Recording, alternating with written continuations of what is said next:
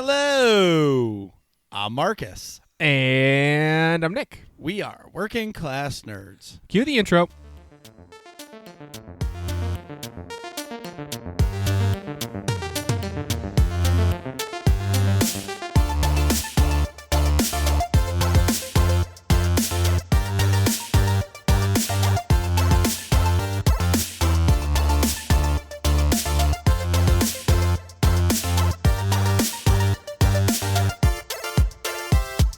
That's right. We are Working Class Nerds, the podcast that gives you no information about your favorite information. Today is January 21st, 2020, and you can find this Final Fantasy podcast on Apple Podcasts, Buzzsprout, Google Podcast, and Stitcher. You can find the both of us on Twitter. I am at MarcusB814. And I am at Nick Vern. That's NickVern. In this week's episode, we're talking about all of the games that we're looking forward to that are coming out in 2020. 2020. So you can consider this our Looking into the Year Ahead episode. This week we are guest-free. So, Marcus, what have you been up to this week? Wow, I get to go first. My shop was, trying to think. Expanded? Yes. So it was 30 by 42. Now it is 30 by 72. Holy, wow, that's almost doubling. Yeah. So they space. built the structure, the addition. I didn't do it. The company did, and there was a wall dividing my shop. Well, last week. Earlier this week, I'm not really sure. No, end of last week, they knocked down part of the wall so you could see through. And now, like, all of the wall is gone. My old spray booth still stands because it was also, like, my wood rack. Yeah. So we're building new racks and all that, and as soon as that's done. But the place is, like, ginormous. And now, like, I've been preparing for this day, but now I'm like, oh, my God, I'm about to bleed money everywhere because electrical, lighting. Oh, right. Like, it's like... It's time to put up or shut up. And like put all that, finish the rest of the shop. Yeah, but it's going to be really nice because I rent space in a town that's like 20 minutes away from my shop to spray all my stuff because my shop wasn't big enough, but the location for my shop was primo. But now with the expansion, I'm going to be able to spray everything in-house. Right. So it's going to save me a ton of time and hopefully make more money. More money. Okay.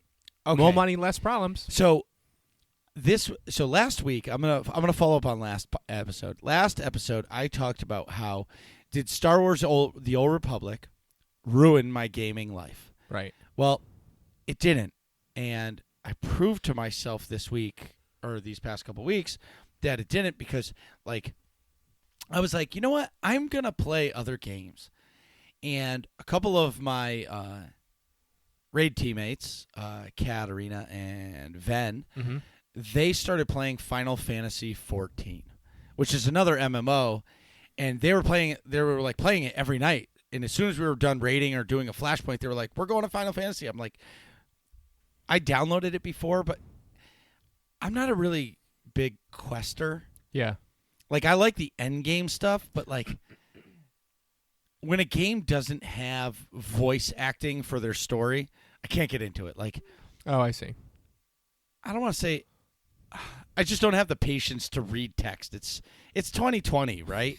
Like, I don't want to read text. I like it because I get to so the Outer Worlds has voiced NPCs, but your protagonist is not voiced. So you pick the text response that you do, which I think that's nice. Well, most games are like that. Yeah.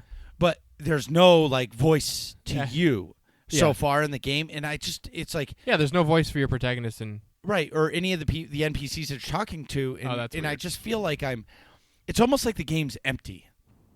Yeah. But where it makes up is I've been in Discord voice in the Death Star Troopers chat with Ven and Kat, and now Dr. Sotor started playing it. Okay. And it's been really fun to play a new MMO, and it makes me appreciate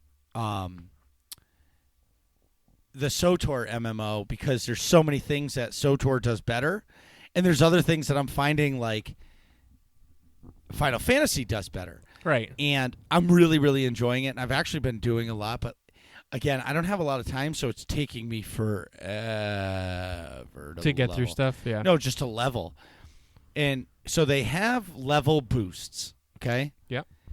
And what I don't know, okay, is should I, A, pay to boost myself to level 70, which level 80 is the max, so then I only have 10 levels to go, and I don't feel like so bogged down. Mm-hmm. Option 2 is pay for the level 70 boost and skip the first series of story, because literally the first set of stories is 100 quests. And you can't Wow. do anything Yeah. until those quests are done. Oh. Like any of the end game stuff. I mean, you're really like they really gated you on it, which is kind of good because they're forcing you to play it. Mm-hmm. But at the same time, you're just like, ugh.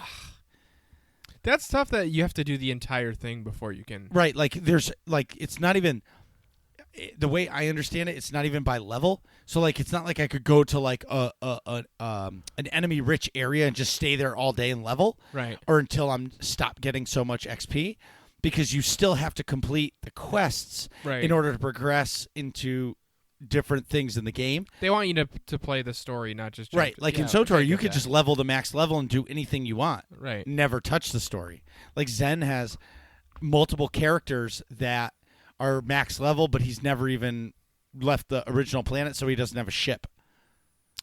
Oh, that's funny. You know what I mean? How does So he like, get anywhere? Well, I think he just crafts with them or PvP. I don't know. But anyway, what I'm Huh. trying to say is, so, okay, I'm enjoying that game a lot.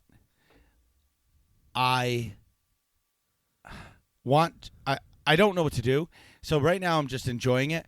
But I'll be honest, if it wasn't for my raid mates playing with me, Mhm. they're off doing their own thing, but just chatting and all everything, like hanging out with Doc and everybody is great. But if they weren't hanging out with me, I would not have made it through the second day of playing the game. Yeah. Well, And- I feel like that's most MMOs. You know, they're like very reliant on their community. Well, right, but in SWTOR, because of the voice acting, like I don't want to talk to anybody when I'm doing story because I want to be immersed in the story. Oh, I see what you're saying. Yeah. You know what I mean? But because this game is so boring, the story's so boring. the yeah. story's so boring that like, You never want to play it by Right. yourself because you want to be chatting through it. right, and it has a different look to it. Like it's pretty, but it still has a different look. So it's it's different, and I'm having a lot of fun with it. Yeah. To SWTOR, so my tanking excursion has extended. We have officially completed the first 7 of 10 hard mode ops as me as a tank. Mm-hmm. We just beat Dread Fortress, and it was easy. Like I enjoyed playing it, and as a tank, and I feel like it's all new fights to me. But what's Because you're from the tank's point of view now. yeah, so in the Brontes fight, the tank, it's a complete different experience of what you have to do as compared to DPS. Mm-hmm. Like, it blows my mind because I'm thinking, oh, in this phase I have to go do this. But you're like, no, you just stand here and make sure you're killing orbs. So, anyway, we demolished Brontes. So next week, or this Sunday, I should say, we're going to Temple of Sacrifice, Mm-hmm. hard mode, which we did it once before, and we got to Revan. But now, what's exciting is now we're going to be able to actually prog Revan, and we're going to be there until we win, essentially. Oh, that's cool. Yeah, so I'm pretty excited for that.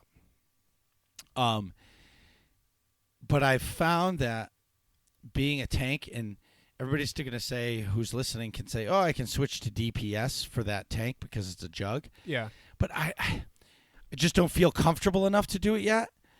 And so I started to do the story to like do the expansion in with my tank. So I'm current on the story. Yeah. And it sent me to Osis, and that whole artificial gear grind that they gave us last year for Osis, it almost ruined the planet for me. Mm-hmm. Like I go there and they're like, oh, go do this mission. And I'm like, I don't want to do this mission. And I am eager to get through Osis, so then I'm at the newer content because I've only played it once. Right. The first time you did way back when. Right. And when the expansion came out in October. But, pretty much normal stuff in SWTOR. I've been playing a lot of Pokemon Sword. How was that? Are you still in, haven't even gone to the first gym leader yet? I have not. I did leave the field. I did leave the fields, and I just got to the town. So I must not understand the new dynamic in this game because that's very it's hard to not be at the first gym leader in the that's older because games. I want to be powerful. So you've just been grinding in the grass outside Yes. the first town. Yeah, This whole time. this whole time. So how and your Pokemon are level 20 something? 20s. Wow. I feel like you're gonna be you could probably demolish the first 3 gym leaders, no problem. Yeah, but you know what? I look at it as if I grind now, it's less grind later. Yeah, 100%. Because later, when the story starts to get good, You want to just rip through the story. right? And so I know that if I'm 8 hours in and I'm at the first gym, Yeah. I'm pulling a U in Fallout New Vegas. That's pretty much how I played the Outer Worlds. Yeah, that's exactly how I feel when I'm playing. I'm like, this is what it's like when Nick plays an RPG. So I explored everything I possibly could. I'll get into it on my section, but on that first planet, and I found the secret mega armor that you can get, and so I'm past that planet now, and I keep getting armors that aren't as good as it. Well, it's because you ground.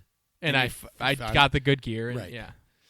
So anyway, and then believe it or not, I've been playing Pokemon Go. Yep. Which I don't go to the do the raid battles or anything, but I just feel like it's a good a pooping game. Yes. I was trying to think of the name for the game. Like a time waster on your phone. Right. So, and then the final thing is I played Breath of the Wild again because I want to play it. So I don't know if I've been gone from the game too long or I just am. I guess I'm just. When you get into a game, Nick, and you feel like you're gated, but there's no gate. Yeah, I know exactly what you mean. Because I don't know where to go. And everybody's going to be like, oh, it's a true sandbox. Well, maybe I don't like a true sandbox. You want a little bit of structure. I would rather them say, okay, you want to go kill this divine beast first. Right. And then the other ones figure out on your own. Right. But, go to this one because I've tried all 3, zones or 3 zones that abut where I am. Yeah. And all the enemies, tripled in strength. Yeah. So am I just weak in the area that I'm in and I didn't find the right stuff? But I look at my Breath of the Wild companion on my phone app and I mark everywhere I've been, and I've been all over this area. And I'm like, okay, there has to the game can't go from my weapons being 20s to the weapons that I land, the weapons of the enemies are 70s. Yeah. Yeah. That can't be what am I doing wrong? And it's really frustrating because the game is unbelievable. Right. But I feel gated. I feel like I'm trapped because everywhere I go I'm just dying all the time. Yeah. And for me that's not fun. I feel if I go to a boss fight and I wipe 1,000 times, it's different. But just moving in the game and not, right. Yeah. As soon as I land anywhere, it's I'm so weak, and I'm like, okay.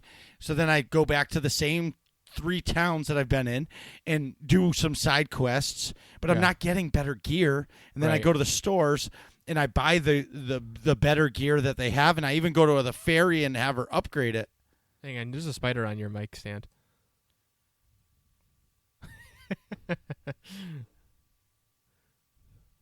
Sorry for the technical difficulties. Working Class Nerds fan, Marcus had a legit spider just crawling on his mic arm. He's killing it with an empty salsa jar currently. That is Marcus 1, Spider 0 for the record. And I'm back. And everybody heard me scream a little. You screamed like Link. You're like, hey, yeah. Yeah. So anyway, that's my only. I don't want to say the word gripe because it's not a gripe because the game is so good. Yeah. But I just feel like I'm lost. And then I'll talk to, like, I went onto the Reddit and I started talking to some people about it. Yeah. And they're like, just go anyway. You can just figure it out. And I'm like, you guys aren't understanding my problem. Everywhere I land, I feel underpowered. And then they're like, just grind more. So I'll go back to an area and just grind and grind and grind. Yeah, but you're not. Yeah, but what are you gonna do? Grind?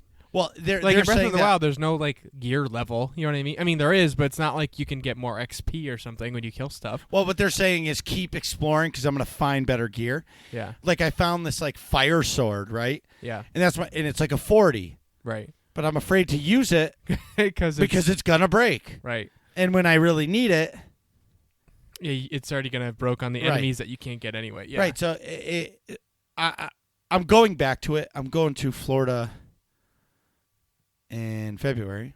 Nice. And, Disney. yeah, and I'm going to bring my Switch. I don't so this is going to sound crazy. I'm not bringing my laptop. Wow. Yeah. I'm only going to bring my Switch. Mm-hmm. And so I'm going to play the snot out of Breath of the Wild. I think that's a good. As soon as I'm done with the Outer Worlds, I might even before because I've been to relate to you. I might just start playing Breath of the Wild like in my room in the mobile version of the Switch. So with the Pro controller, Yeah. do you have a case for it? Yeah. Does it have like a kickstand in it? No, I don't have a case like that for it. It doesn't have like a foam back that like leans. No, You the sure? case I have is like it's a carrying case for like the Switch and the docking station and everything, not just the Switch itself. Oh, I'm- so you got like the brick. It's a big brick like Yeah, zipper yeah, case. okay. Yeah. You can hold controllers in there and everything, and games and everything. Oh, that's sweet. I it's don't nice have to that. like take the whole contraption like to somebody's house or something. Yeah, no, it's like a real travel case. Right, Mine's only like 2 inches thick, right. and it holds like 8 games. But And- like I can prop it up. But dude, once you use the Pro controller, I literally sit the Switch on the table like this, Yeah, and I'll just play, and I keep the controller in my lap, just like when you're playing Xbox or PlayStation. You just got the little screen. It's awesome. That's the best way to play the game. yeah. And you know what I should get? Huh. This is like the epitome of fucking lazy. Is like a hospital bed, like table that slides under the bed, No, and then I could just have Bro. the Switch. bro. They gotta be less than $10 Listen, on no, Amazon. no. Listen, you lean back. Okay, Yeah. you're leaning back. You're I off know the- I am. Oh, They okay. can hear me. So you lean back and you just prop it in your On the top of your gut. or just in your chest and play like this. Yeah. I'm telling you, you're gonna Game What? changer. game changer. All right. I never dock. I don't even know where the dock is. Yeah, I don't either. It's probably upstairs in my bedroom, maybe. Somewhere. It's exactly. I don't ever dock it Yeah. because if I'm gonna dock it, I'm gonna play on my computer. That's the way I look at it. Right. I don't sit on the couch And sit down to play the Switch. on a TV. Right.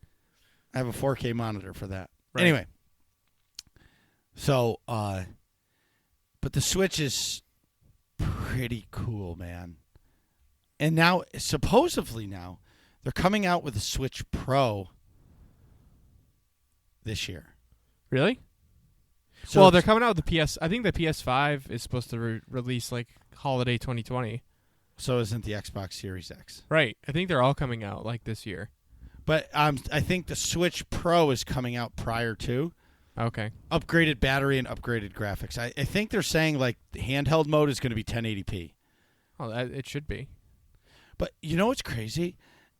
Complete sidebar is like games like The Witcher Yeah. are running 60 frames on a second on the Switch. Right. And I understand like the Switch is just an SD card. But like Right. they're putting giant games, and what they're doing is like The Witcher. Granted, they have the Netflix show, but they put it on that. How many Witcher games are they selling on the Switch now? People have already paid for it on the PC, but they're No, buying it. they're buying a Or second even option. Diablo. Diablo's awesome on the Switch. Right. I love it. When you just want to be brainless and just mash buttons. Diablo's perfect. And I for shouldn't that. say brainless because if you're playing the harder difficulties, but I'm saying if you're just going through the story, all you're doing is hitting all your buttons, Right. just killing stuff. It's like you can't even die because normal mode is just easy. Right. Anyway, See, that's how I feel about Call of Duty story on like the easiest. so when you play the Call of Duty story, do you Yeah. play it on the easiest mode just to go through it? No, well, I played on the second easiest mode. So normal? Yeah, like the normal difficulty. Because I want like to be held accountable if I'm just fucking standing in the open.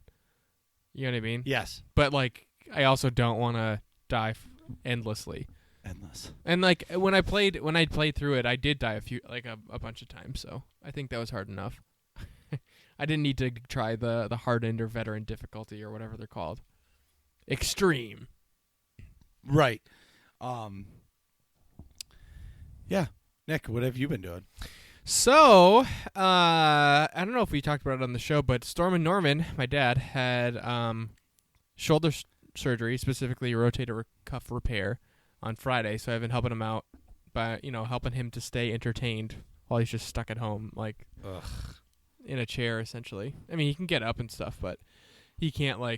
Yeah, I was there. He can't drive anywhere, Mm-hmm. So Well, what? No, go ahead. When I was there, I told him that in a week or so, I'll pick him up and take him to the shop for an hour. Yeah. And let him just stand around for an hour, give him a chair, and he can eat like a breakfast sandwich or something. Yep. And I'll just bring him back to his house to get him the hell out of the house. Yeah. He's like, "Oh my god, I'm gonna need that." Like, yeah, you are. He's already bored. He's like, to be active, he's just walking around the house like 60 times, he said. Just like our downstairs, like first Yeah. floor. He like laps around the house. So anyways, Well, you can't go from being active.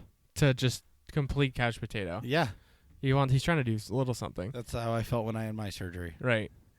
So, I showed him a cool Netflix show. It's called, so he likes hunting and shooting with his sportsman club friends.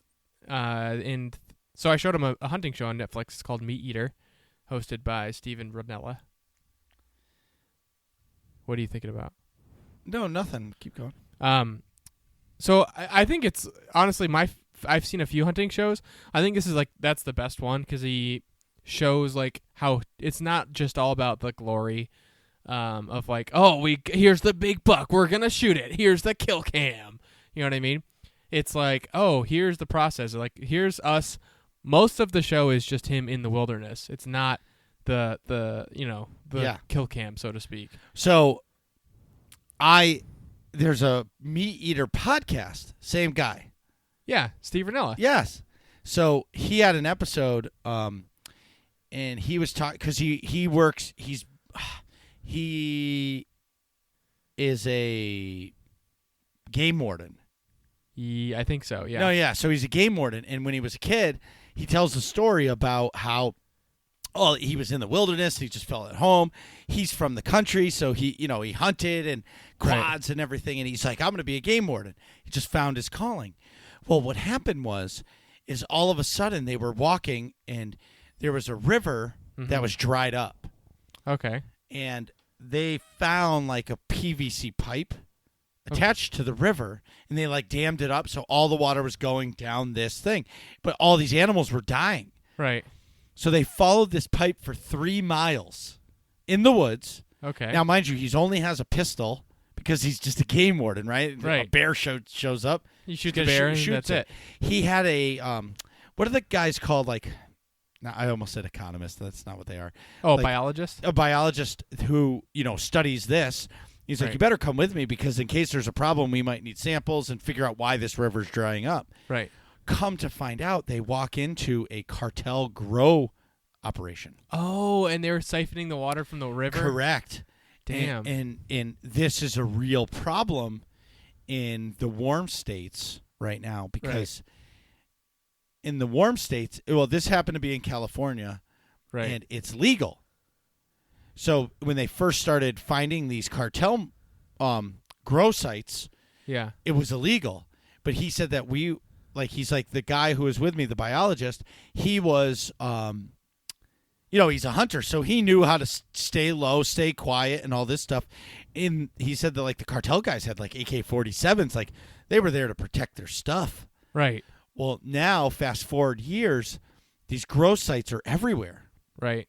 because it's 100% legal. Yeah, you can just grow. And as soon as they get caught and they get shut down and they chop it all down, these cartel guys are just walking away from it. Right. They're getting arrested in just a misdemeanor, see you later. Right. And they're walking to the next grow site and they're continuing. Right. The problem is, he said that they're using this crazy chemical. Mm-hmm. It's like, he called it a pesticide. He said the pesticide was so dangerous that it lasted like a year in America before America said we can never use this again. But it's fluent in Mexico, obviously. Yeah. And he said it poisons the ground, poisons everything. People can get really, really sick from it. Oh, and of course it's all over their product. Correct. People are smoking it. Yeah. And he said that when they're done with the harvest, Yeah. think about 4 months worth of trash, feces, Right. and rubbish. I already said trash. And Yeah. just all that stuff, and they just leave it there. Jesus. And Up that's and move into the next one. That's crazy. Yeah, it's insane. So when you said meat eater, I'm like, man, I know that. Yeah. And I listened to that one episode of the podcast. It was wild to hear the story about it. Yeah, I bet. Because it's like, you don't where we live. In What Massachusetts. do they call? Well, yeah, but we're technically in a mega monopolis or something like that because there's so many cities along, like from D.C. to Portland, Maine. Oh, I see. Like yeah. an ecumnopolis, maybe? No. I don't know. I don't know what it's called. It's like a super metropolis area Yeah. where, like, everywhere else in the country, like, you have Chicago and then there's nothing. Right. Yeah. Where we're all city. So really, like, yeah, we may be in the boonies, but But, really, like We're within 20 minutes of not boonies. We're in the middle of, we're 20 minutes away from a capital of Connecticut and an hour away from Boston. Right. So, like, Plus, we have Springfield, Worcester. Yeah, We can get to New York in like 2 hours. exactly. So You know. you see my point. Yeah. Anyway, sorry, I completely derailed your meat eater. No, that's interesting. So I'll send you the link. You should listen to that one episode I'm definitely gonna. because, like, hunting for me, that doesn't. No, but I like the guy. I like Steve Rinella. I think he's a good dude. Well, the story is wild. Yeah. And then he's on Joe Rogan's podcast afterwards, and they get into it more. Right. So it's like if you listen to both, like one and then the other, it's like- sweet. Yeah, it's like double the story. So, to backtrack a little, I was showing my dad that his hunting show on Netflix, which is pretty wholesome. It's all about like making sure that you kill the animal in a way that's as makes it suffer the least amount as possible. And never be greedy and just shoot just because you see it. You know what I mean? Make Yeah. sure that you can kill it like immediately. And all that fun stuff. And the Bandit shows you like how much it can suck when you can't find anything for long stretches of time. Plus, once in a while, Joe Rogan and Brian Callen come on, and they're obviously comedians, so they're like saying like, "Oh, this is stupid." It's like I thought the show was like one of the jokes was they couldn't find anything for like I think it was like 4 days or something. They were hunting elk, and Brian goes, "I thought the show was called Meat Eater. All I've been eating is bars." For 4 days. But it proves that, like, just because you go hunting doesn't mean you're going to get something. Right. Which I think is cool because I've seen other hunting shows like on like Discovery or History or something like that, and it's like, here's like Johnny Hunter. He's always gets his buck. Yeah. Here's the kill shot. And then that's like the whole show is just montages of people shooting deer. But this is not like that, and it's way better. So, also, today, my dad finished the Call of Duty campaign, which he'd been working on. And then I was like, hey, do you want to play multiplayer? Because I could tell he had the, like, oh, now what do I do? Kind of like, that, like, when you finish a game feeling. So I was like, let's try the multiplayer. Come on. And, of course, he got demolished. But did he play the story on easy? Yeah. Okay. Like the story on story mode or whatever. So... but he did get a few kills. I think in 3 games he got like 5 kills, so he didn't do too bad. I mean, he did bad, but for your first time playing multiplayer and like forever after playing the easy mode on the story. Listen, if you get 3 kills, Yeah. I don't care how many times you died, Yeah, you're doing pretty good. you're doing fine. Even if you just assisted and you got the final shot, Right. who cares? You still got 3 kills. Exactly. Good for you. So he's He's like getting into the groove there. I just got it so that he's like actually set up to have his own guns because you don't unlock that right away. So he's actually got something that he likes rather than just the preset classes. Did you get the gold gun? No, not yet. Oh, you're a failure. I know that is a failure. Yeah, like, how do you not get the gold gun? I didn't play that much. Yeah, but that's like the quick fix game. You can get home, jam like 5 minutes, and get a couple kills. Like all you were talking about was getting the gold gun. And I've screwed it up. You know who you disappointed? James Bond GoldenEye. I did. You disappointed Bond. Pierce Brosnan is never going to be my friend now. Nope. It's over. Your friendship's done. I hit my 0.00001% chance is now 0. Yep, you're done. But what I have been playing is The Outer Worlds, which is sweet. You're not into it? Well, no. I think the concept is awesome. I think it's not your type of game, though. No, right. But actually, it's more my type of game than Fallout New Vegas because there's no stupid bot that you can zoom in on the head, shoot the guy 3 times in the head, and then they still don't die. Yeah, there's the VAT system, which should be called the stupid system. They have a similar system. But it's not like VATS though. It doesn't pause time. In this, it's like I forgot what it's called. Basically, your character was frozen for 60 years because you were supposed to be like on a mission to some faraway planet, and you're supposed to be in cryosleep, but then your ship got like lost in space, and they just went, "Whoops, yep, we never heard from him. I don't know what happened to him," and they were just gone. So then this crazy scientist guy comes and brings you out of the sleep, the cryosleep, and because you were like had to use all these weird chemicals to like get you out of cryosleep because you're only supposed to be in there for 10 years, and you're in it for 60, you have the ability to slow down time. Yeah, but slowing down time is different than VATS. Yes, and it's and it's only for you can only do it for like exactly, and then you can shoot people in the head or wherever like you Max want. Payne. Yeah, exactly like Max Payne created the slow bullet time effect. Yeah, that's exactly the same.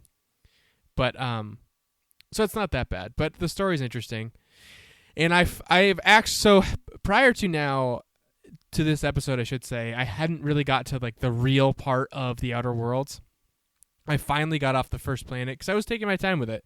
And now I realized, like, there's like 10 different planets I can go to, essentially. Oh, that's cool. Yeah, and there's so, like, I got to, like, now here's where the real story starts. So the real story is you were on that ship, the scientist got you off, but the scientist is wanted by the government, essentially, and doesn't have enough chemicals to unthaw everybody else. He could only unthaw you. And there's like a few hundred people. So he needs your help to get the chemicals, essentially. And you're like working on that. Hell yeah. So I'm like, let's free the people. Let's save all those people, yeah.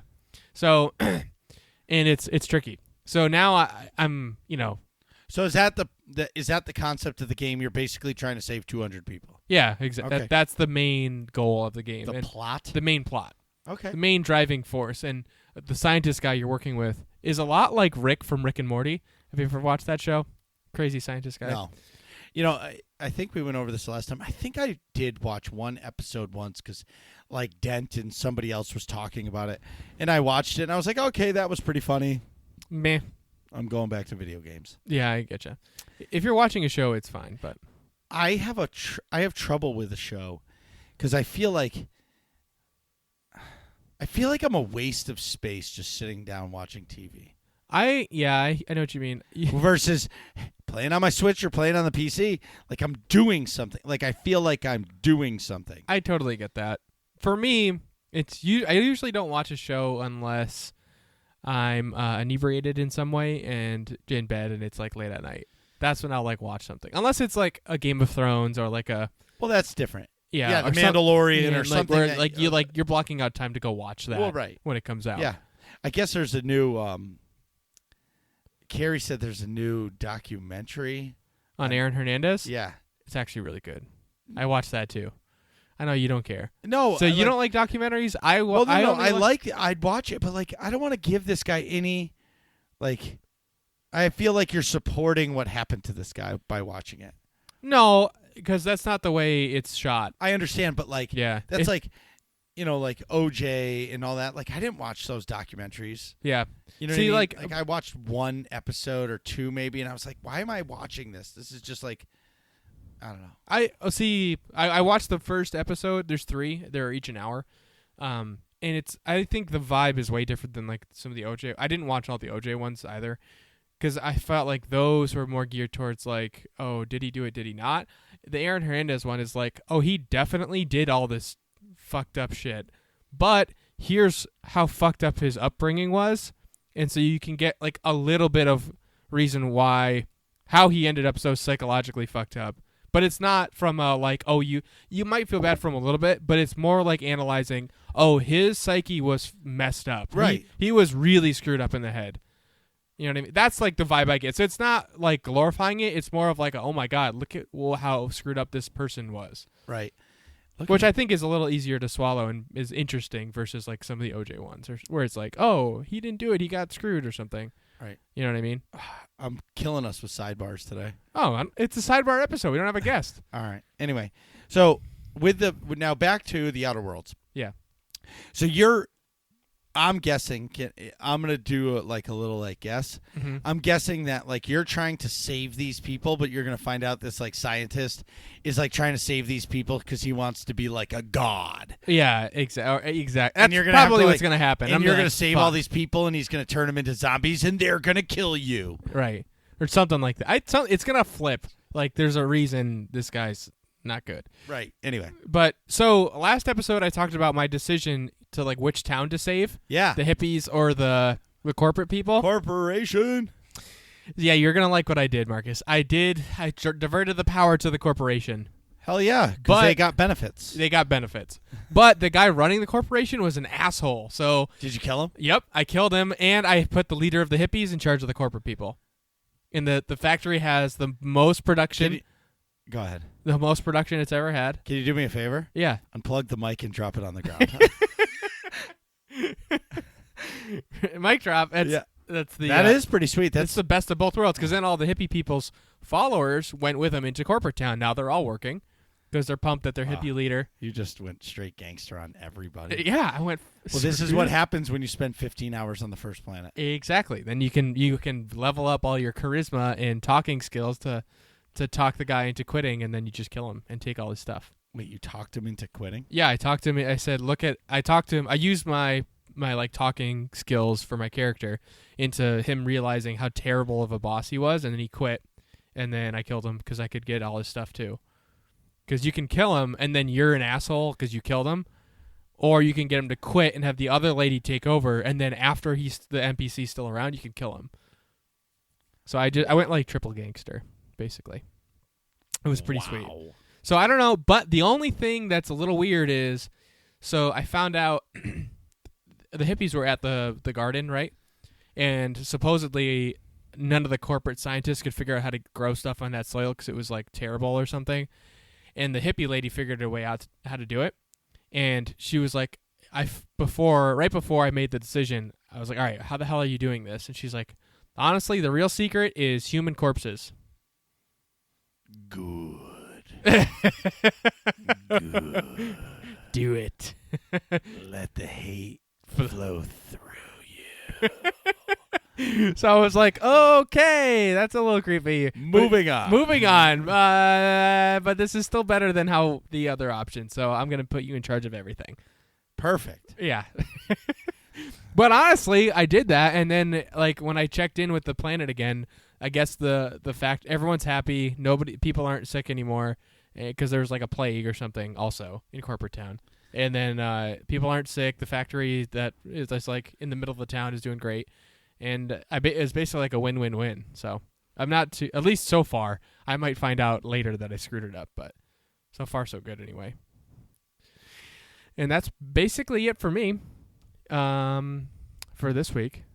In SOTOR news. Guess what? There is no news. Oh, wait.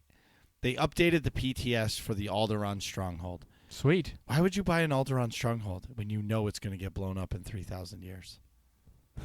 Your investment is bad. That is a bad investment. Usually property is a good investment, but not that property. Yeah, like in 3,000 years, the thing is gone. Mm. You know it. It's like So- beachfront property on like the Florida Panhandle. Yeah, it's gone. And and eventually in the next 20, 30 years, there's going to be a hurricane and destroy it. Yeah. Or in Alderon's case, a Death Star. I wanted to just mention a couple things that I really hope that SOTOR gives us in 2020. Mm-hmm. First is a new operation, Yeah. a new flashpoint or two, definitely a new story. And then the big one, I've been hearing a lot about it, and it makes a lot of sense, scaling operations. Okay. So if you only have 6 of your friends, you can go into an operation and it'll scale to 6 people. Oh. Or if you have 30 people, it'll scale to that. Or if you only have 12 people for a 16-man op, it'll scale to that. Like scaling by ones instead of by fours, essentially. Yeah, 4, 8, or 16. Yeah. And I'd like to see that because I feel like it would open up the door for more people to play. Right. And and if you ever have a sub or like somebody call out from your raid team that night, you can still do your thing and not feel like, okay, I'm gated. Right. You can at least, get close to accomplishing what you're doing or something. Right. And, yeah. That So, would be nice. That's pretty much all I'm asking for from SOTOR this year. I know it's a lot. And I'm hoping that, like, the news that they're going to be giving us soon is big because it's been really quiet. And I feel like we've had a couple posts that just said, like, hey, things coming in 2020, but stay tuned.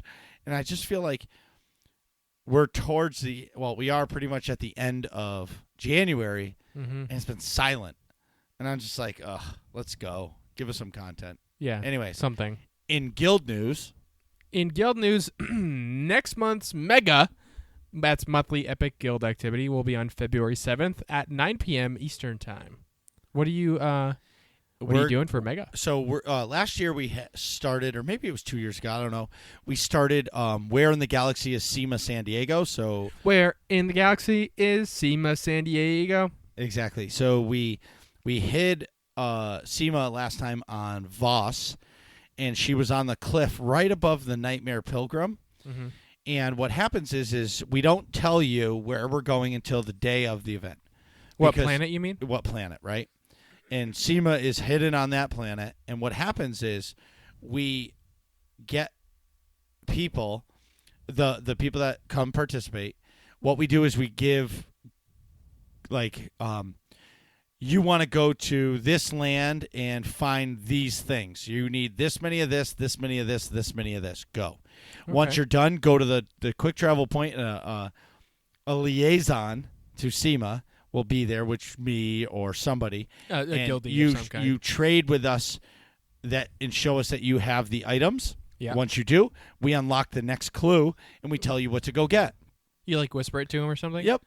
And Oh, so that's cool. yeah, so then you go and the items are very easy to get, like just killing regular old NPCs. Yeah. It's just like the trash junk that you get that you just click sell junk. And Yeah. it's gone. But it's really easy to acquire. Yeah. But what's It's fun, a scavenger hunt. well, right. But what's fun about it is once, like, one person, it's easy to find the stuff. But when you have 5, 10, 15 people all scaling for all the same stuff, Oh, actually right. takes some time. So, like, people are, like, Trying- trying really hard To kill like, stuff. kill stuff and get to the next section. Right. So you usually visit 2 or I think 3 areas of the planet. And then once you get once you get to the final place, it's usually one clue that leads you to a location, but we don't tell you where it is, and you have to find SEMA and essentially the first one to group with her wins. Okay. And what you win will be a really, really sweet prize. So we have some awesome, like, cartel market packs and some really sweet mounts that are, on the cartel market that sell, that are good mounts like people would really, really want. And you get the like your when you hit up your when you see like the guild roster of the online, all the way to the right column, it's like a member note, and we set it to say like SEMA San Diego winner 2020 or something, so people know that tune won it.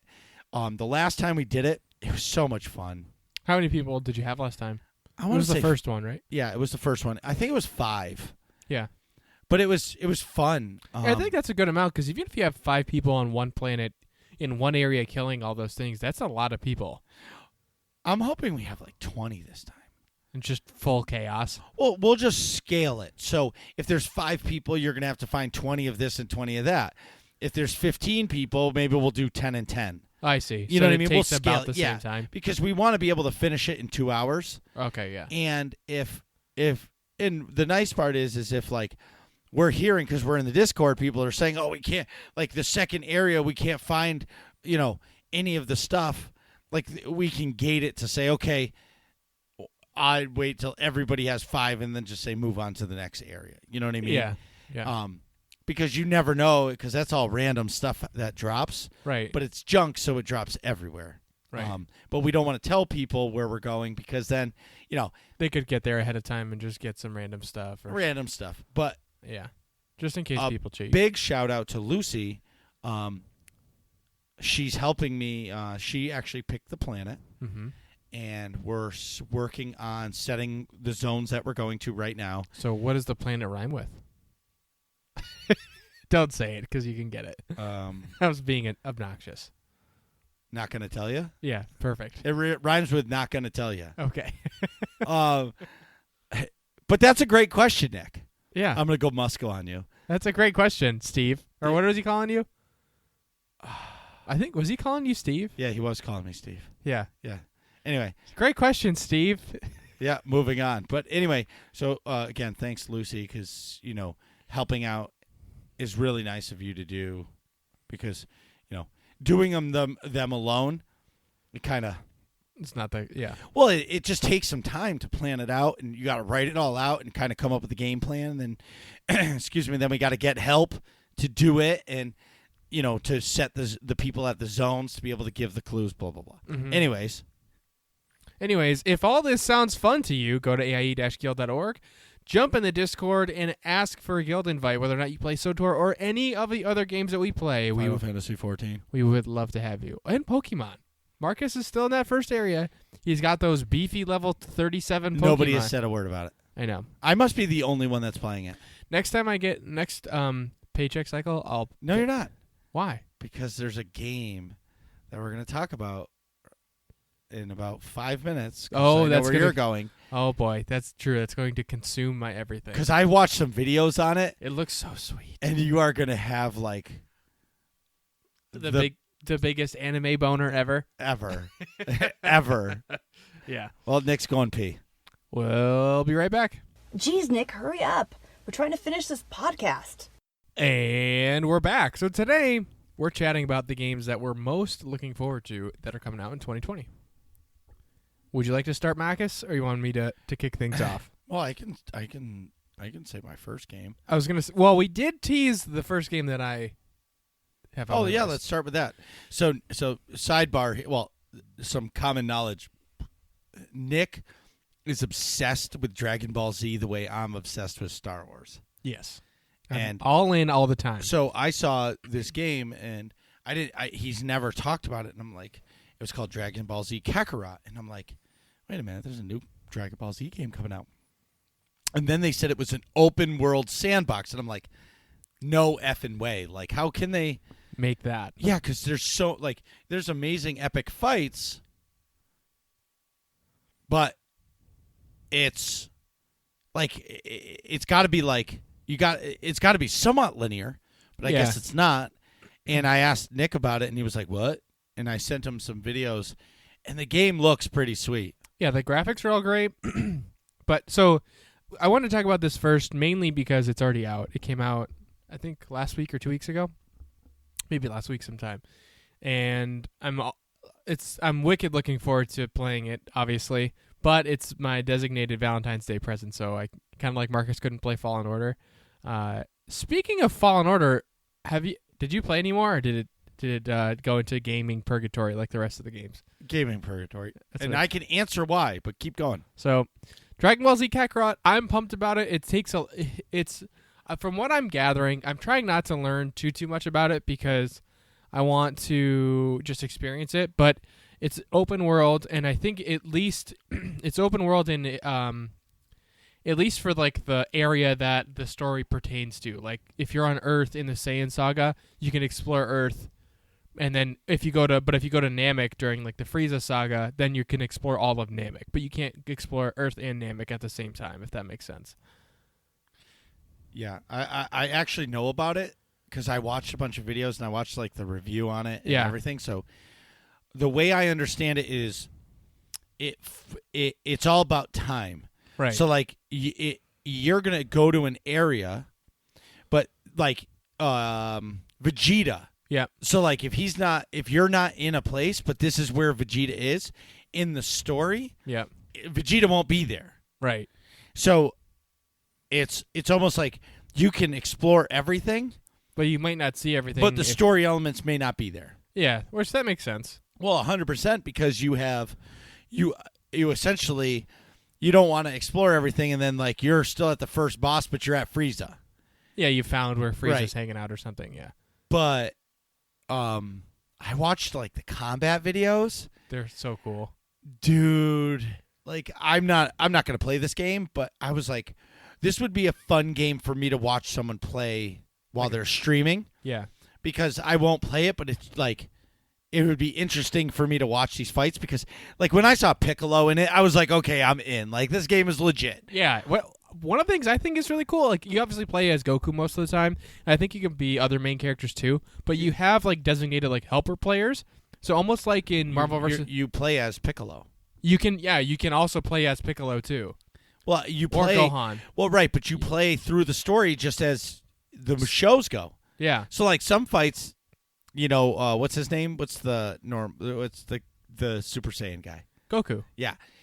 Like he's the main character, but like there's part of the story where Piccolo fights Vegeta. Right. And gets his- Piccolo's essentially the main character. Yeah, Right. He gets his ass whooped, Yeah. but Yeah, but it's that's part of the like the full story, which is pretty sweet. Yeah. Anyways, keep going. So, but even within those fights, so say you are Goku, if Piccolo's around in that fight, you can use him as like a tag team move. So he can like be helping you out in the fight. Well, just like in the show, back exactly. then, Piccolo did help Goku, Right. Because Goku was getting his butt whooped, and Like in the Raditz fight. I don't Which- remember that one. That's one of the first Saiyans. So Maybe yeah. So originally what happens is, spoilers for a show that came out 30 years ago, the 25. Goku ends up holding on to Raditz and is holding Raditz's arms down, like from basically hugging him from behind, and then Piccolo shoots him with a special beam cannon and essentially shoots through both Raditz and Goku and kills both of them, but then this evil guy's dead. So then obviously they revive Goku and not Raditz, but Right. they fight together is what I'm trying to say. Mm-hmm. But so we were chatting about how much of the story we're going to see, and I found out how much you see. So you get the Saiyan Saga, which is Raditz, Nappa, Vegeta, all those guys, and then the Frieza Saga, which is obviously Frieza, and the Ginyu Force and all that. Then you also get the androids in Cell, and all of the Buu Saga afterwards too. Yeah, the game is pretty big. So it's all of Dragon Ball Z, not just some of it, which is Right. sweet. What I'm hoping is that I hope this game really does well, and they make one of these for Dragon Ball Super.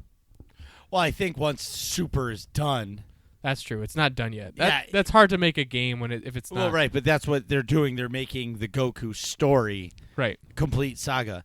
I would not mind if they went back and did the Dragon Ball, like a Dragon Ball version of this, because Well, I guess it just depends on how much this sells. that's true too. Yeah, like You they know- could do a prequel. Right. Well, this game, so the combat in this game is It's like third person over the shoulder. well, right, but with the video I watched, he was talking about the mechanics, the game mechanics, and he's like, so some of the fights are easy Mhm. or easier, but like the real dodge mechanics of it are really good. And each fight, each boss has its own special move, Yeah. so it's almost like you have to learn how to replay the game every boss. Oh, that's cool. As you should. Like, in the show, Goku's trying to learn how to fight each villain, and that's like one of the things that makes him a good fighter is he figures out creative ways how to beat people. That's right. So like when learning how to fight and learning the mechanics for each boss, it almost ties in well. So that's pretty cool. Yeah. I'm excited about that. I'm excited about the nostalgia. I think some of the reviews, the review I read like a quick one. I think it was from IGN. It was like a 75 to 80 out of 100 or something like that. And it was like, oh, pretty well crafted RPG, but we just have seen this story so many times in other games that like we can't give you full story credit because it is the same story, and that's fine. That's a valid grade. I'm done. I'm going to be honest. Yeah. I'm done with fucking reviews. Yeah, I don't like care. people are shitting all over the Rise of Skywalker. It's a good movie. I thought It's me not. too. I don't it's get like, a lot of the hate. Well, I can understand some of the hate because the whole trilogy is thoughtless. Right. But Like, the movie not itself thought is out. good. Yeah. The movie's good. So, but what I'm saying about this is I'm not going to listen to IGN or Games Radar or any of these other people.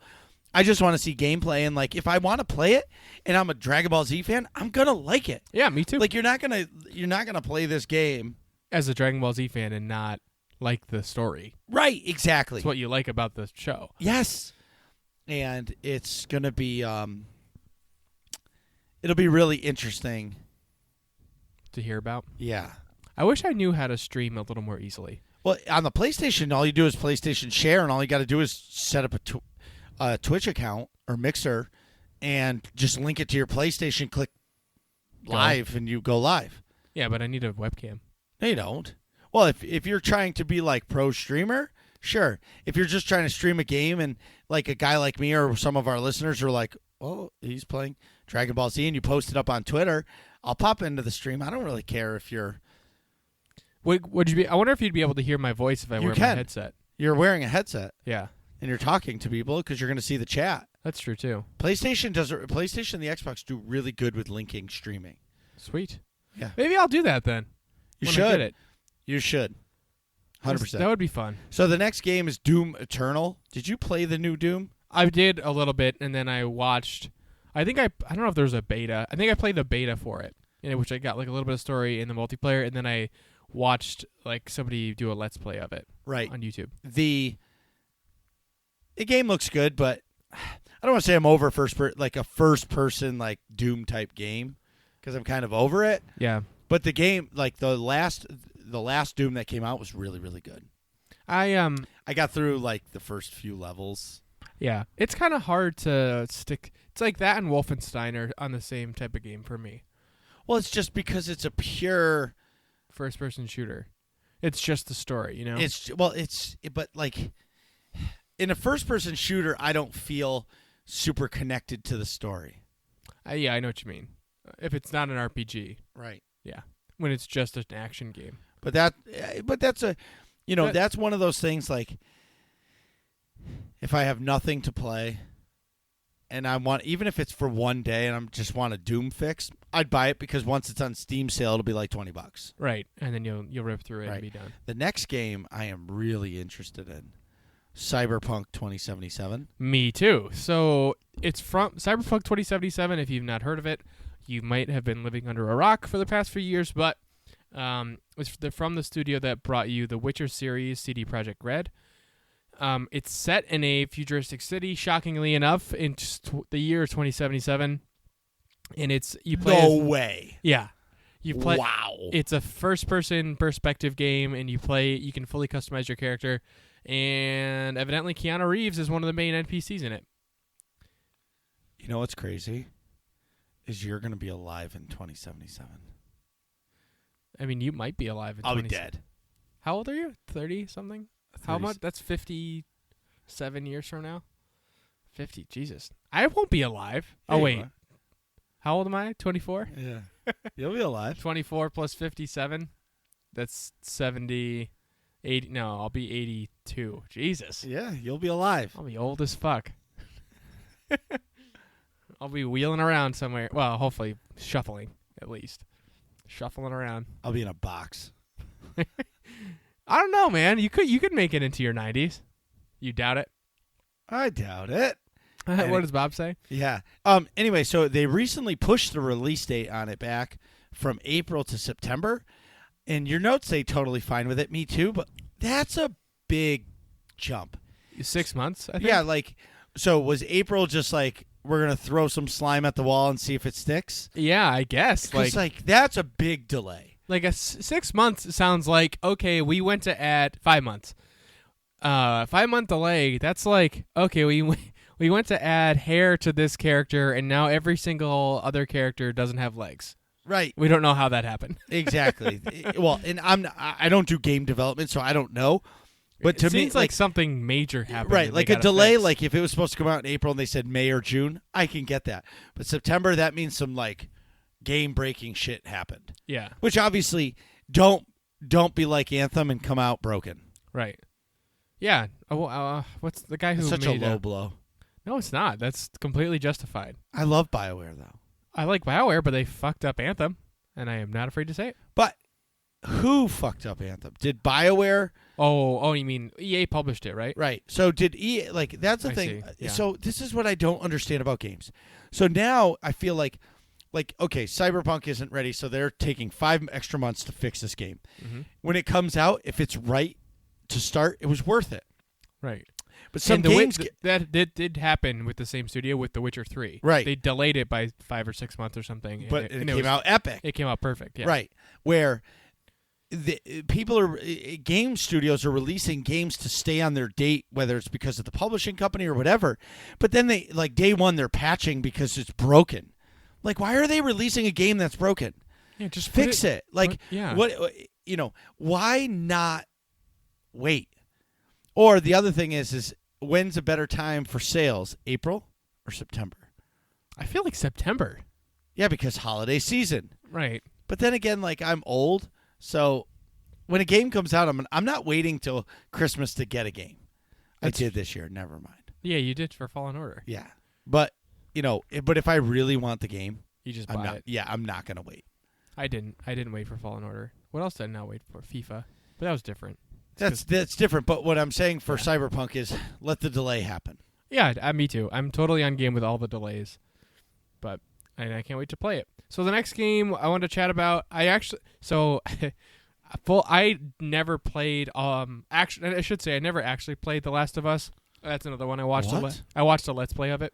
You never played it either. Well, PlayStation sucks. Well, yeah, but still, I didn't play all of it. I played some and then watched a Let's Play of it. Sidebar. Yeah. You know why Xbox is awesome? Why? All Xbox Series X games are going to be available on the PC day one. That's sweet. Fuck PlayStation. I can appreciate the monopoly effect. Oh, you know what else I wanted to say? Yeah, but what I'm trying to say is, and Xbox One S or this generation The better one. will be able to play via Game Pass Yeah. all Xbox Series X games on your Xbox One, Oh, that's cool. but you're going to stream it. Yeah, so it'll be like, It'll be a streaming service, so you're going to be doing like that Google Stadia thing, yeah, but on the Xbox One S. So basically, Xbox is like, listen, if you don't want to spend $500 or $600, however much the new system is, yeah. no problem, bro. Play it on your computer. Play it on your old system. It's fine. You're going to have to pay for the subscription. And it's not going to look as good. It's going to be dependent on your internet connection, Yeah, but you can play the games. that's cool. Boom. Boom, mic drop. Yeah. Yeah. But- Your move, PlayStation. Yeah, but it's, so that is Xbox's answer to them losing the Xbox One versus PS4 console race. Well, it was the same thing with the PlayStation 3 and the Xbox 360. Yeah, Xbox One. right. But I feel like now, And it goes back and forth. well, I'm not really sure it's going to go back and forth now. I think it's going to level out. Well, no, I think that people, it's almost like politics. And I'm not going into politics. I'm just saying, like, people on the left are never going to come back to the right. I see what People you're on the saying. right are never going to go to the left. Yeah. They can't even see either side. It's just, I'm on my side, you're on your side. Yeah. And I feel like now, because the Xbox 360 came out kind of shaky, Red Rings of Death, Yeah. but people had them because it was the first new console. Right. Console? It's 2 O's, Marcus. Whatever. Anyway. Console. So So now I feel like with the PlayStation 4 kicked ass, Right. right? And they had a lot of exclusives. So And a a lot of really good exclusives. well, that's right. Like God of War, But- Spider-Man, But again, I feel like Horizon Zero Dawn. right, a lot of them. Last of Us, Yep. okay? But I feel like did Sony lose money by having that? Because if it was available on both consoles, Would they have been able to sell? 5 million more copies, maybe. I don't know because I'm a PC player. Yeah. You know what I mean? And a Switch player now. Like I'm not going to buy the new system. Yeah, I'm why gonna be would able you? to play it all on my computer. Right. You know what I mean? And for me, it all comes down to the controller and the user experience. And anybody that says the PlayStation Online is anywhere as good as Xbox Live is delusional. The Xbox Live system is intuitive Yeah. because it's based off a computer program. Right. It's based off Windows. It just works. It's like Apple. My phone always works. Yeah. I know. I'm not. Say You're no not to getting an Android. argument from me there. I have a PS4 because most of my friends had a PS4. Well, that's right, because when the systems came out, you were like, oh, it looks like I'm buying a PlayStation. Yeah, because I was basically one of the last people in my friend group to get a console, and you were on PC, so that was like a non-factor. I think my only friend that didn't have a PS4 that had a console was Matt, who has an Xbox. Right. But other than Matt, all my other friends had PS4, so it was like I had to get a PlayStation, if I wanted to play with them, and like that's the whole half the fun is playing with your friends, Yeah, that's the only reason. Right. That's why I love MMOs so much. Right. And now, So you like, can chat with your friends and Yeah, kill Revan. and Death Star Troopers has become like its own like.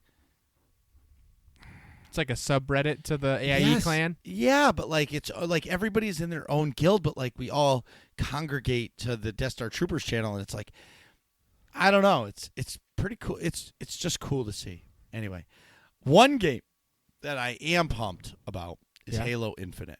So I love the Halos. I like the Call of Duty multiplayer better Mm-hmm. until Call of Duty started jumping like Halo. And Yeah. then I was like, okay, you're not Halo. You'll never be Halo. Halo's better. Yeah. But this is really, I'm excited for it because we haven't gotten a real Halo game in a long time, and it's going to come out day one on the computer. That's sweet. I And- don't like exclusive games that are gated by systems. Yeah, I also I mean, so I don't either, and I'm on the right side of that gate. You know what I mean? Yep. But I don't like that concept because not being able to play a game because you don't have the right you have a console but not the right one. Well, like That Gears of War. sucks. You Like- can't play Gears of War because it's on the Xbox. That's And stupid. I can't play, if I had an Xbox, I can't play the Spider-Man game because I have an Xbox. or God Like, of War, yeah, whatever. Yeah, yeah. whatever. It's just dumb. Yeah, Yeah. they should just come out. Well, all across. I can understand God of War because it's a Sony-owned game. Yeah, but Just like Halo doesn't come out for the PlayStation, but why not? Like, Yeah. why not? right. Like, I'm not going to go buy your Xbox just because Halo's coming out. I'm not going to go buy a PlayStation because God of War's on it. I'm Yeah, just going to be like, I can't play it. Yeah, but people must do that though. Otherwise, they wouldn't do it. If they didn't I see guess, if yeah. they didn't see a jump in console sales, they wouldn't have exclusives because they're losing. Sure they would. Because they they're going don't- to sell that many more copies. Yeah, but they're not going to have exclusives to one console because they're missing out on selling copies for people who have the other console. Well, unless they're selling a bunch Maybe. more with the game. but Sony and Microsoft pay big money to have exclusives. You're Right. telling me the people that made Spider-Man Oh, didn't yeah, say yeah. to Xbox, "Yo, we'd like to sell you the game, but Sony's offered me, $10 million just for the exclusivity." Right. That's an equivalent of Yeah. 30,000 games or 5 million games, 10 million games, whatever Something it is, like that, yeah. 20 million games or whatever that is. For the developer, it makes a ton of sense. I was saying from like a Microsoft or Sony point of view. Obviously, it must be worth it for them to have exclusives. And because PlayStation definitely won the exclusive race this year. Oh yeah, they have the This- best ones. They have all of them. Yeah, How many games didn't come out for the Xbox? a lot. A lot. I mean, just off the top of my head, Horizon Zero Dawn, The Last of Us. Did Resident Evil come out for Xbox it did. Yeah, Okay. of course. God of War, of course. The Spider-Man game. Yep. I'm missing a bunch, Oh yeah. but there's a lot of PS4 exclusives. That Heavy really, Rain or not Heavy Rain. Oh, that the same company though made it. The Android game that we saw at PAX the first year. I can't remember the name of it. And I started Detroit, to play. Become Yeah, Human. Yeah. That game was Did exclusive. you trade that in? No. Yes? I don't remember. I don't know. That game is good. We have it somewhere. I don't think I traded that in. Anyway. Anyways, The Elder Scrolls 6. I did the numbers wrong. I wrote 4 on here. That's all right. The Elder Scrolls 6 is probably not coming out in 2020, but I can hope and dream. And because they Oh man. they showed a trailer of like basically just a landscape shot with the name Elder Scrolls 6. Can I be honest? Yeah. I hope it doesn't come out until like 2022, Yeah, 2023. because you're kind of done with the Elder Scrolls. No. Because you'll be out of school and you'll be able to play it. Just not have a life. Yeah. Mariana would hate me if I can't. I literally cannot play it like I did Skyrim, You're going to. dude. If I do that, How about this? I will. I want you I'll to be close your eyes. divorced. Imagine this. You've graduated from PA school. You're working 3 days a week, making $125K a year to start. 3 days a week. And your wife now will be at work. And you've done all the laundry. What are you going to do? Elder Scrolls 6. That's true. You know what I mean? Like, but what I'm saying Yeah. is if it comes out in like 2021, 2022, Dude, you're yeah. going to be like in the heart of school and you're going to be like, fuck, I can't play this. it. Yeah. If I get this, I'm going to fail out right, because I'm going to have 3 hours a week. and that that's I not can- enough. No, that I can game or do something. I allow myself 3 hours a week. And if I'm not hanging out with my girlfriend for 3 hours, the once a week for 3 hours that I can hang out with I somebody, won't have a girlfriend anymore. I won't have a girlfriend anymore Yeah, because that's how that works. Yeah, because that school's going to suck. Yeah. I actually talked to somebody in PA school today. But anyways, moving on. Something that I am excited for. Yep. I would say I'm probably the most excited for this game. It's called Gods and Monsters. Okay. So the team behind Assassin's Creed Odyssey came out with a new IP. And Ubisoft is the developer. And it's called Gods and Monsters. And it's described as a mythical storybook adventure with a painterly style. So I'm guessing... It's like cartoony. Yep, it draws sort of. from the inspiration of myths and legends, which is basically like... It's essentially like, I'm guessing the graphics are a lot like Breath of the Wild. Mm-hmm. Right? Yeah, that's a good comparison. That's yep, pretty it's- close to the It's art pretty style. much like Breath of the Wild, Yeah. just Ubisoft's version. And, you know, I was at GameStop because they had the Second Sister Funko Pop. I really want the Second Sister Funko Pop. Okay. Yeah.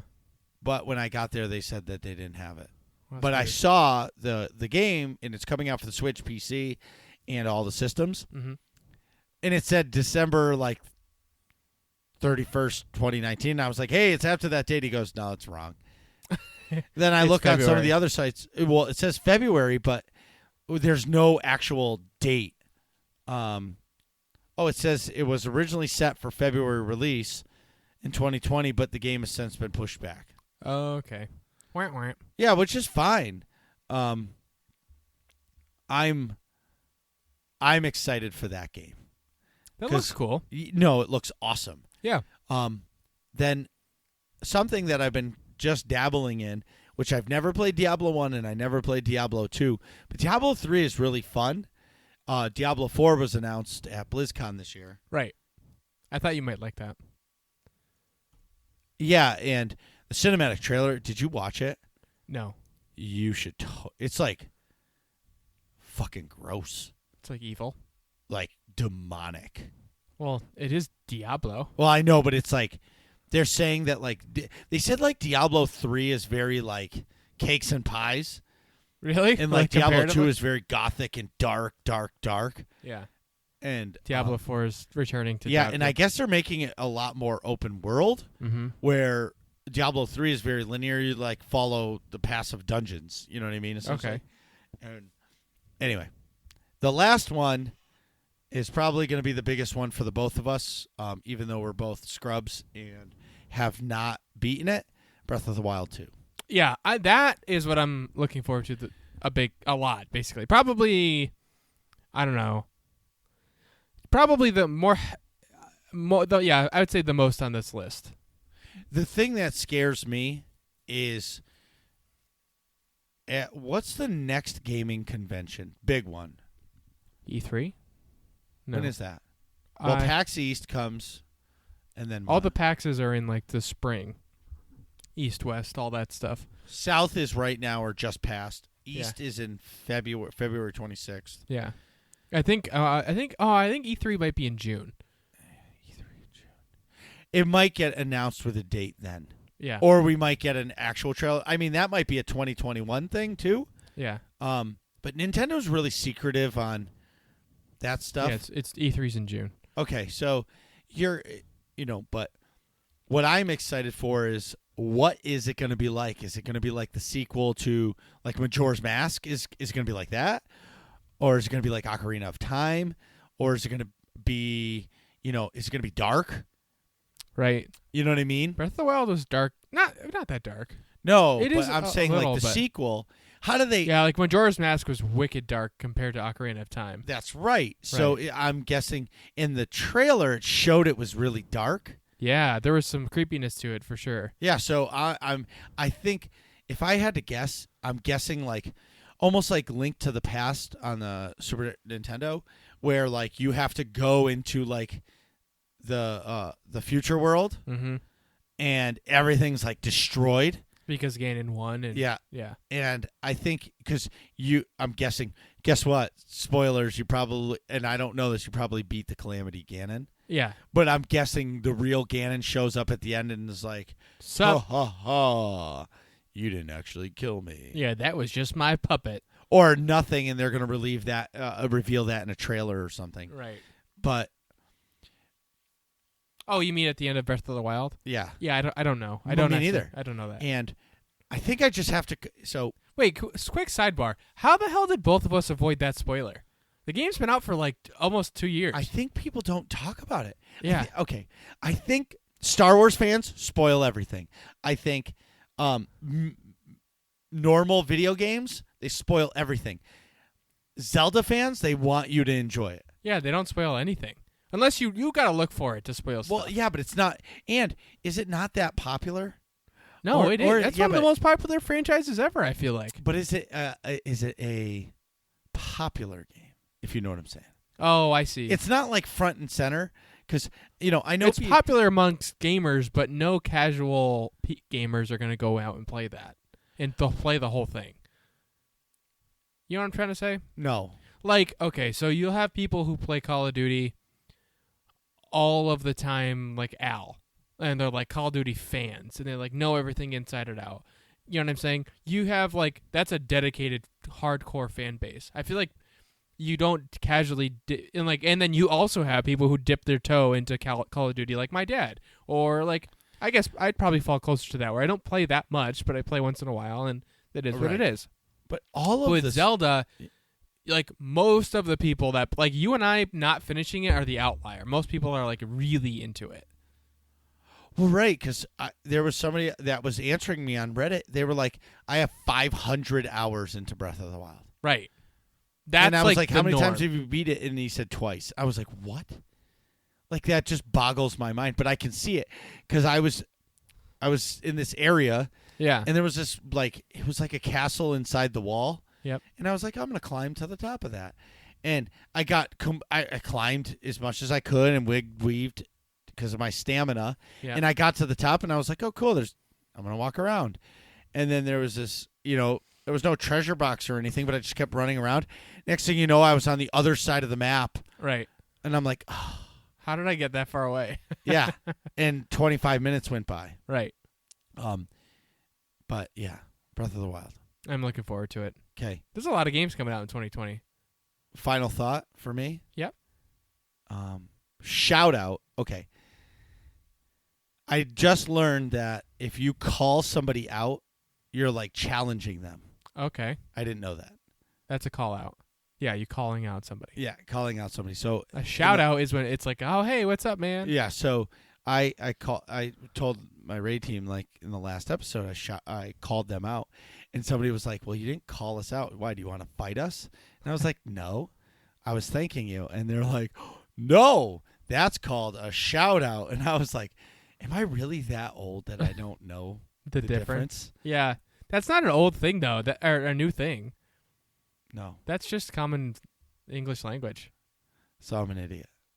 Well, I guess. What are you guys talking about in here? Find out next episode of Working Class Nerds.